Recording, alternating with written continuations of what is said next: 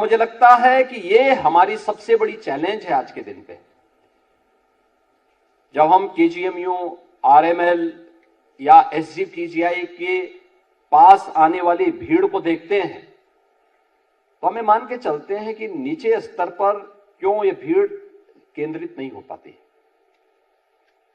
ये संस्थान उतने ही लोग यहां पर आए, अनावश्यक भीड़ न हो, बल्कि उतने लोग यहां पर आए और शेष अन्य लोगों को हम नीचे स्तर पर, हमारे जो सिविल हॉस्पिटल हैं, डिस्ट्रिक्ट हॉस्पिटल हैं, या सीएससी हैं, पीएससी हैं, या पिछले 2-2.5 वर्ष के अंदर प्रदेश के अंदर टेलीमेडिसिन के अंदर भी बहुत अच्छे काम हुए। हर सप्ताह जिले की टीम किसी न किसी पीएससी के अंदर वहां के चिकित्सक जाकर के आरोग्य मेला का आयोजन कर रहे हैं और करोड़ों लोग उससे लाभान्वित हुए। क्या हम इसके विस्तार को और आगे बढ़ा सकते हैं? होता क्या है, जब लोगों को लगता है कि सब फ्री में मिल रहा है तो क्या उनको ये लगता है जैसे दवा ले लेंगे तो ये कोई टॉनिक होगी। वो टॉनिक तो नहीं, लेकिन टॉन्सिल जरूर पैदा कर देगी। और ये चीजें अक्सर देखने को मिलता है। आज मेरा ये मानना है स्वास्थ्य के क्षेत्र में शासन ने इतना फैसिलिटेट किया है। उत्तर प्रदेश अकेले 5 करोड़ 11 लाख से अधिक लोगों को तो केवल आयुष्मान भारत का गोल्डन कार्ड जारी कर चुका है। इतनी बड़ी आबादी, याद करिए कि इससे पहले इन लोगों को कोई सुविधा नहीं थी। अभी परसों ही यूनियन कैबिनेट ने 70 वर्ष के हर व्यक्ति को आयुष्मान भारत में 5 लाख रुपए की फ्री स्वास्थ्य सुविधा प्रतिवर्ष देने का निर्णय लिया है।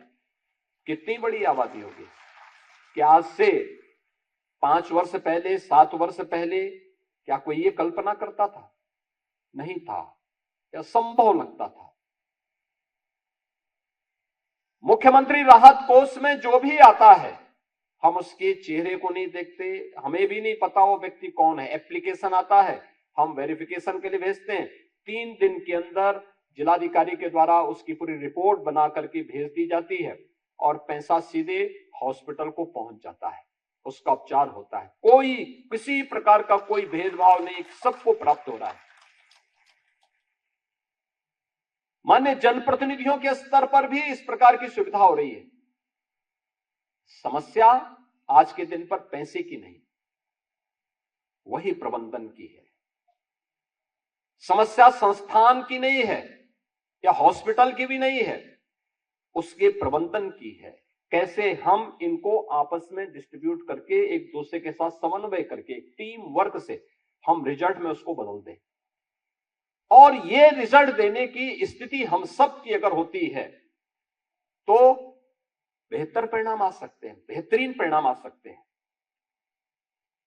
इस बेहतरीन परिणाम की दिशा में हमें कार्य करना होगा, उस दिशा में आगे बढ़ना होगा।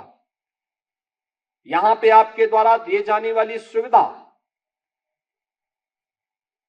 और हमारे जो चिकित्सक हैं, चाहे वह फैकल्टी मेंबर्स होंगे यानी सीनियर जितने भी प्राध्यापक गण होंगे, रेजिडेंट डॉक्टर्स होंगे, इनका पेशेंट और पेशेंट के अटेंडेंट के साथ व्यवहार ये बहुत मायने रखता है।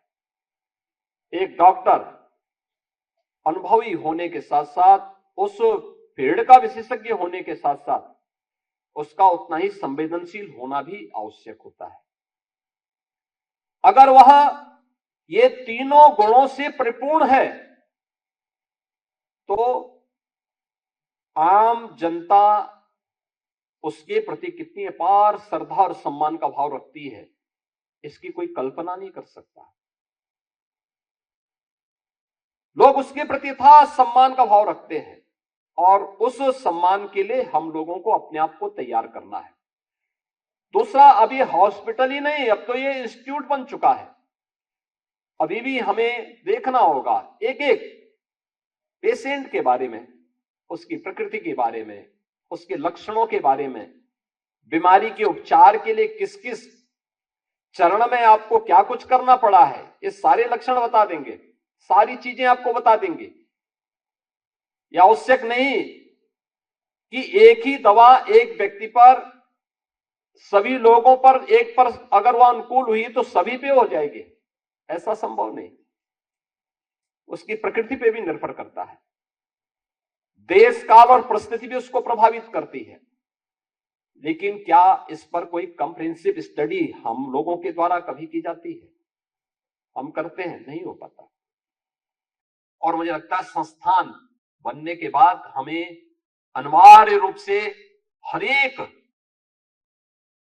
फैकल्टी मेंबर के लिए अनिवार्य करना चाहिए कि वह अपने प्रत्येक पेशेंट की प्रत्येक उसको लेकर के दें, हर महीने एक स्टडी पेपर लिखने की आदत डालें, फिर देखें उसमें रिजल्ट क्या है, और फिर नेशनल और इंटरनेशनल जर्नल में उनके आर्टिकल छपे, फिर इस पर रिसर्च की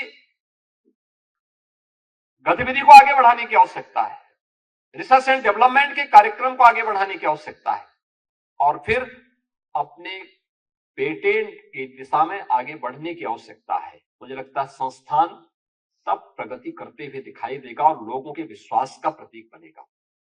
उस प्रतिस्पर्धा के लिए हमें आज अपने आप को तैयार करना है।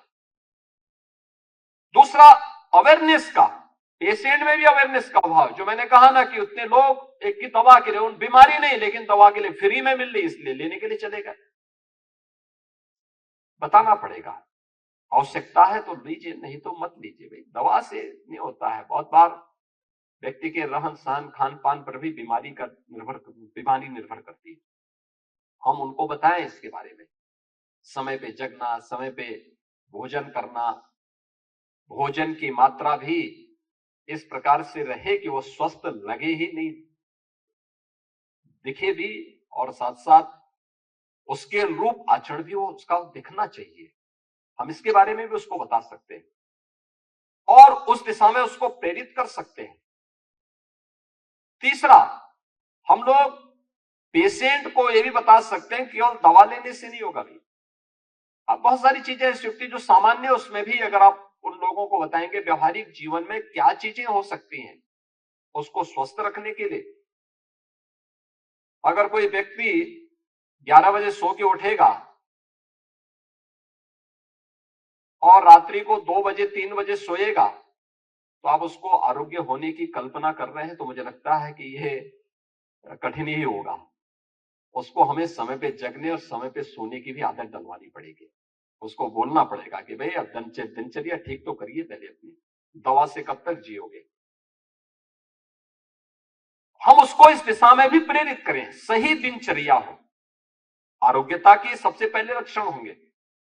अगर हम इस दिशा में उसको प्रेरित करते हैं, बहुत सारे कार्य हो सकते हैं।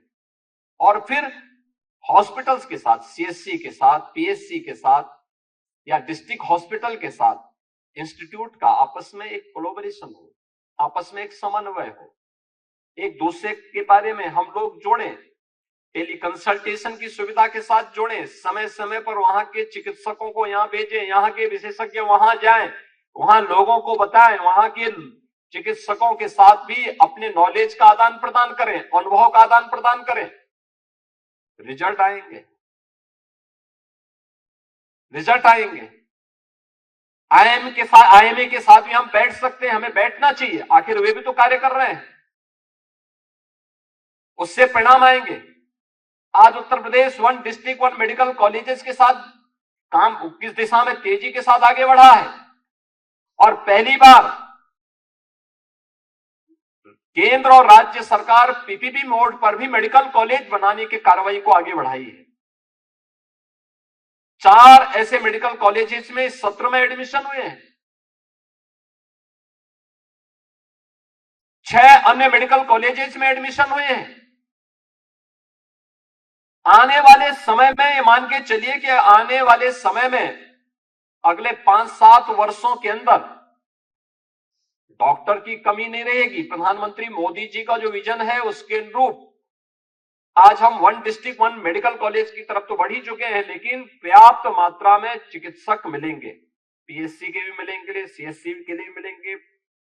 हमें यहां पर अच्छे विशेषज्ञ चिकित्सक भी मिलेंगे, और जिस दिशा में, चाहे वह आरएमएल हो SGPCI हो, KGMU हो और अन्य संस्थान आगे बढ़ रहे हैं।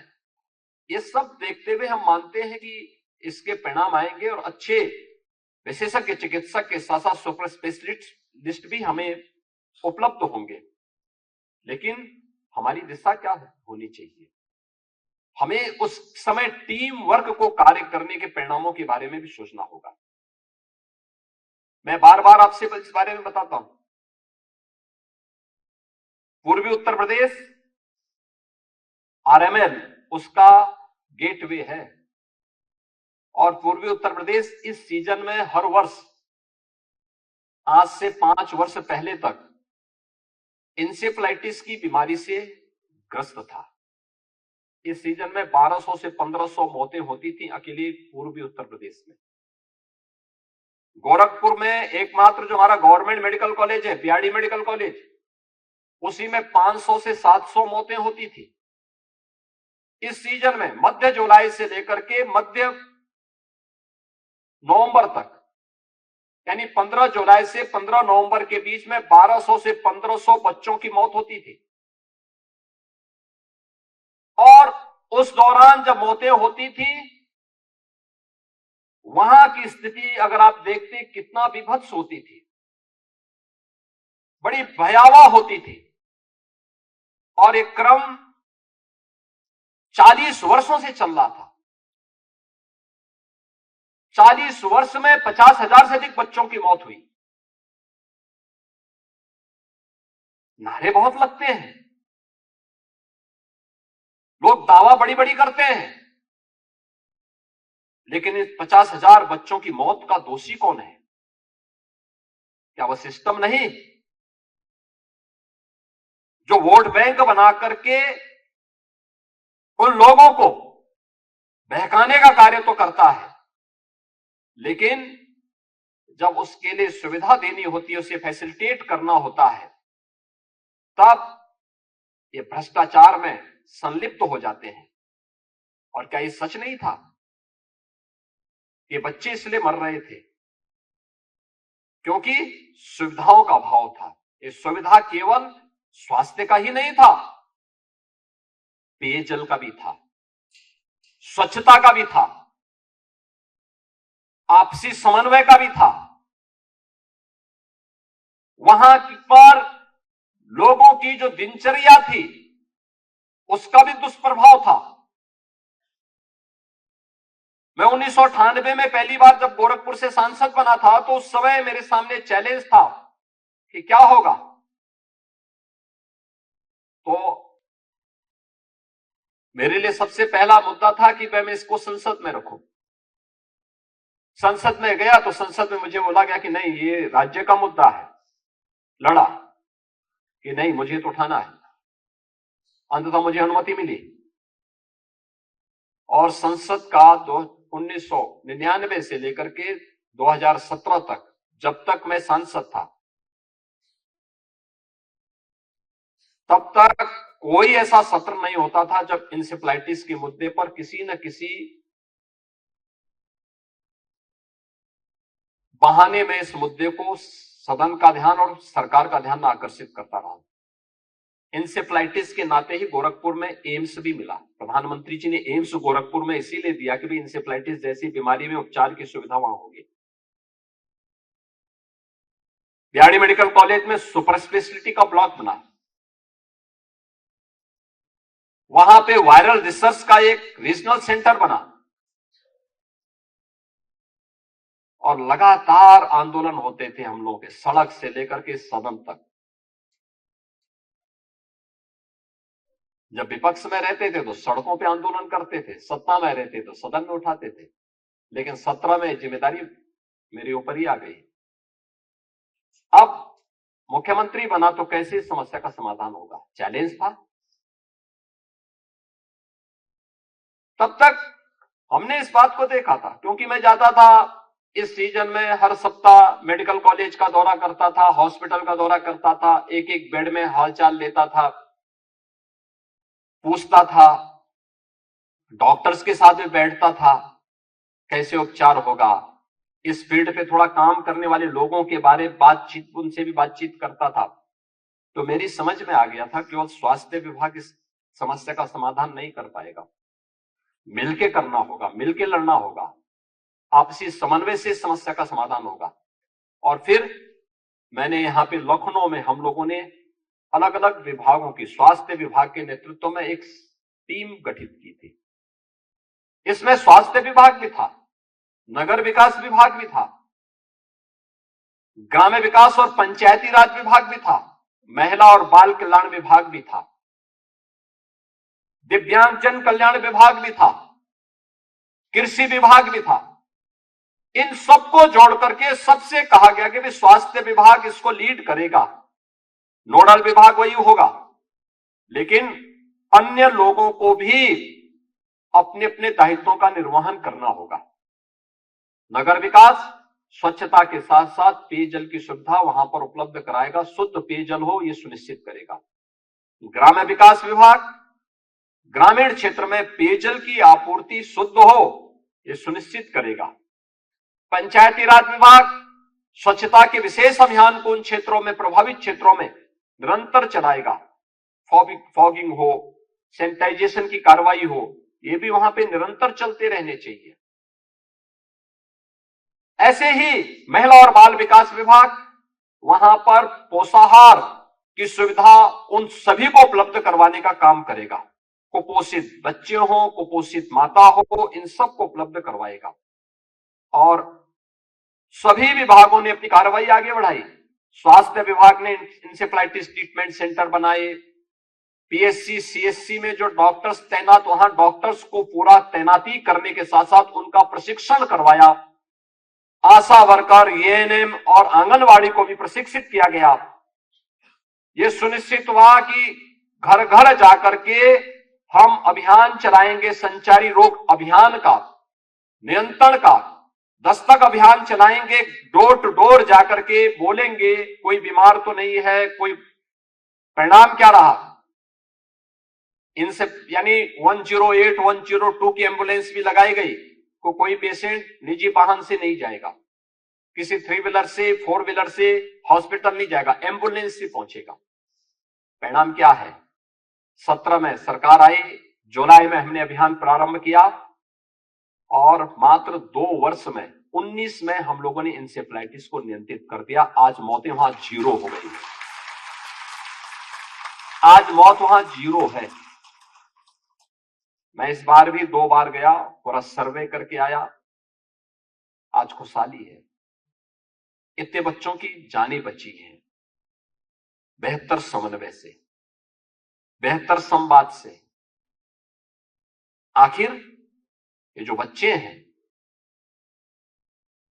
ये किसी जाति, मत और मजहब से नहीं,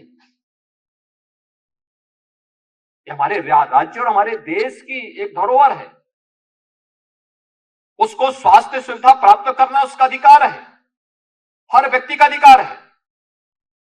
सुविधा देना, उसको फैसिलिटेट करना इस सरकार का दायित्व है।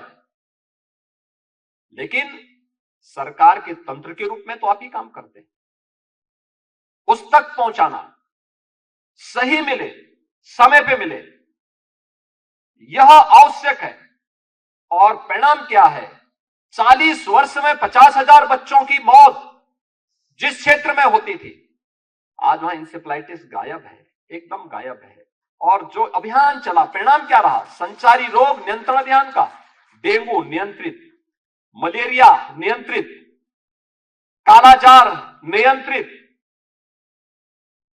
ये तो इस सीजन में इंसेफ्लाइटिस होता था, साथ साथ मलेरिया भी आता था, डेंगू भी आता था। और वहां तो एकमात्र मेडिकल कॉलेज गोरखपुर में था, वहां तो एक एक बेड में 4-4 बच्चे लिटाए जाते थे। लेकिन उससे प्रभावित होता था राम मनोहर लोहिया चिकित्सालय भी, क्योंकि भीड़ सबसे पहले यहीं आती थी, यहां पर फिर वो लोड पड़ता था। फिर केजीएमयू में, एसजीपीजीआई में, सब जगह लोग जाते थे, भटकते रहते थे। यहाँ के सिविल हॉस्पिटल में अन्य हॉस्पिटल भी भरे पड़े रहते थे, कहां जाते हो लोग? लेकिन आज मुझे बताते हैं, प्रसन्नता है कि इंसेफ्लाइटिस को पूरी तरह समाप्त कर दिया गया। लेकिन मुझे अफसोस है कि अब तक इस पे कोई स्टडी पेपर भी नहीं लिखा गया, मैंने बहुत बार कहा कि भाई लिखो, इसको भेजो, एक सफलतम मॉडल है ये, क्योंकि मॉडल इस रूप में प्रस्तुत किया गया है कि कैसे अगर एक अभियान, और इसी मॉडल का परिणाम है कि जब 2020 में कोविड-19 आया था तो मैंने तत्काल टीम 11 का गठन कर दिया था कि भाई अब हम लोगों को इस पर भी लगाम कसना है। इंसेफ्लाइटिस की सफलतापूर्वक समाधान के बाद कोविड-19 के लिए हम लोगों ने उस समय एक प्रयास प्रारंभ किए। व्यक्ति अनुभव से ही सीखता, मैं कोई डॉक्टर थोड़े हूं, हमें तो वही अनुभव था, उसी अनुभव का लाभ हम लोगों ने वहां पे दिया। दूसरा हमारी कमी है, हम अपने डाटा को संकलित नहीं कर पाते। आज तो आपके पास तकनीक है, डाटा संकलन करिए। आपकी जो मातृ मृत्यु दर, शिशु मृत्यु दर की रिपोर्ट खराब आती है, इसका परिणाम है डाटा अपलोड नहीं होते समय पे। हम समय पे डाटा को अपलोड नहीं कर पाते हैं, किसी भी स्तर पर नहीं कर पाते। रिजल्ट इतने बुरे नहीं, लेकिन रिजल्ट डाटा अपलोड न होने के कारण बुरे दिखाई देते हैं। मुझे लगता है इस दिशा में हमें बेहतर प्रयास किए जाने की आवश्यकता है। आज जब आप अपना चतुर्थ स्थापना दिवस के कार्यक्रम के साथ यहां जुड़े हुए हैं, एक लंबी यात्रा की तैयारी के लिए अभी से न केवल उपचार का बल्कि रिसर्च एंड डेवलपमेंट की एक्टिविटीज को हम और अच्छे ढंग से आगे बढ़ा सकते हैं। आपके पास वे संभावनाएं हैं, उन संभावनाओं को आगे बढ़ाने की आवश्यकता है। और मुझे प्रसन्नता है कि एक छोटी सी अवधि में एक हॉस्पिटल एक संस्थान के रूप में विकसित होकर के एक नई संभावनाओं को जन्म दे रहा है। इस सकारात्मक पहल को और तेजी के साथ आगे बढ़ाने की आवश्यकता है। संस्थान ने आज अपनी वार्षिक प्रतिवेदन को यहां पर अपनी एक बुकलेट के माध्यम से भी प्रस्तुत किया है, उसका आज विमोचन हुआ है।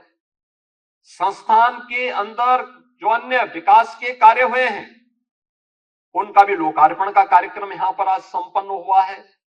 मुझे पूरा विश्वास है कि न केवल इससे चिकित्सालय से जुड़े हुए यहाँ के प्राध्यापकगण, चिकित्सकगण, यहाँ के छात्र छात्राएं, बल्कि यहाँ पर आने वाले प्रत्येक पेशेंट को भी इन सुविधाओं का लाभ प्राप्त होगा।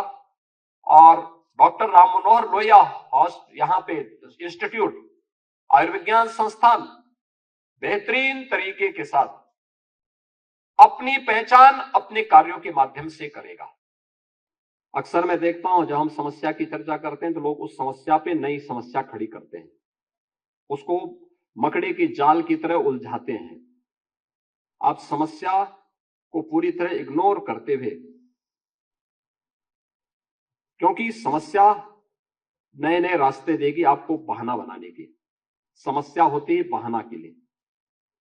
आप समाधान पर ध्यान देंगे तो रास्ते मिल जाएंगे, अवश्य मंजिल प्राप्त होगी। और डॉक्टर राम मनोहर लोहिया आयुर्विज्ञान संस्थान उस समाधान की दिशा में सकारात्मक रूप से आगे बढ़े, इस विश्वास के साथ आपको मैं चतुर्थ स्थापना दिवस के अवसर पर एक बार फिर से बधाई देता हूं। आप सबके प्रति अपनी मंगलमय शुभकामनाएं देता हूं। धन्यवाद। जय हिंद।